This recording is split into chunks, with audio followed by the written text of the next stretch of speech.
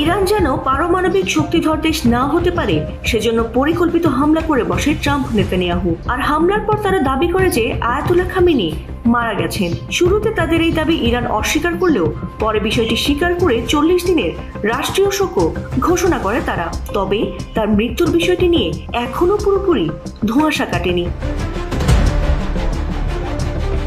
এমনকি তিনি যেভাবে বিপ্লবী গার্ড বাহিনী আইআরজিসিকে নির্দেশ দিতেন ঠিক সেভাবে যুদ্ধে আমেরিকা ইসরায়েলকে তুলোধনা করছে ইরান, আর তাতে জন্ম নিয়েছে সন্দেহের।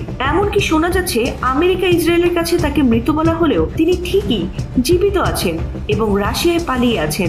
এসব নিয়ে যখন জল্পনা তুঙ্গে, ঠিক তখনই সেই আগুনে ঘি ঢেলে খামেনির সামাজিক মাধ্যমে দেয়া হলো এমন এক পোস্ট যাতে রীতিমতো ঘুম হারাম হয়ে গেছে ট্রাম্প নেতানিয়াহুর। তবে কি বেঁচে আছেন আয়াতুল্লাহ খামেনি?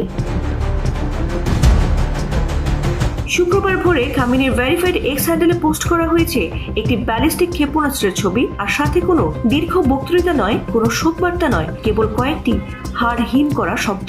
সেই ছবি নিচে ফার্সি ভাষায় লেখা ছিল, খোররামশাহের মুহূর্ত এখন দিগন্তে। আরো যুক্ত ছিল, এটি ইরানি তরুণদের হাতে তৈরি যা ইহুদিবাদী শাসনদের হৃৎপিণ্ড গুঁড়িয়ে দিতে সক্ষম। এই একটি পোস্টে জুড়ে দেয় একটি ছবি আর কয়েকটি শব্দে নতুন করে আতঙ্ক ছড়িয়ে পড়েছে বিশ্বজুড়ে। কেন এই খোররামশাহ 4 কে নিয়ে এত আতঙ্ক ইহুদিদের?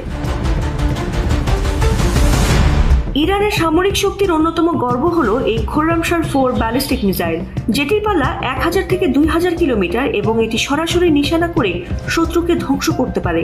আর তাই পোস্টটি কেবল মজার ছলে বা প্রতীকী বার্তায় নয়, বরং তা পরিকল্পিত বলেই মনে করছেন অনেকেই। কারণ এই পোস্টে আসার মাত্র একদিন আগে ইসরায়েলের প্রধান বিমানবন্দর বেন গুরিয়নে খোররামশাহ 4 মিসাইল দিয়ে হামলা চালিয়েছে ইরান, আর সেটি দাবি করছে ইসরায়েলও।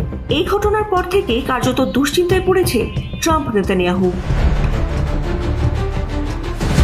এই পরিস্থিতিতে সবচেয়ে বড় রহস্য হয়ে দাঁড়িয়েছে একটি প্রশ্ন, যদি খামেনি মারা গিয়ে থাকেন তাহলে তার এক্স অ্যাকাউন্টটি কে চালাচ্ছে? কেউ কেউ মনে করছেন ইরানি বাহিনীর ভেতরের কোনো কট্টরপন্থী গোষ্ঠী তার এই অ্যাকাউন্টটি ব্যবহার করছে। আবার অন্য বিশ্লেষকদের মতে এটি হতে পারে এক ধরনের মনস্তাত্ত্বিক যুদ্ধ, যেখানে মৃত নেতার ডিজিটাল উপস্থিতিকে ব্যবহার করা হচ্ছে ভয় এবং বিভ্রান্তি তৈরি করার অস্ত্র হিসেবে। যদিও এসব বিষয় নিয়ে কোনো তথ্যই নিশ্চিত করেনি ইরান।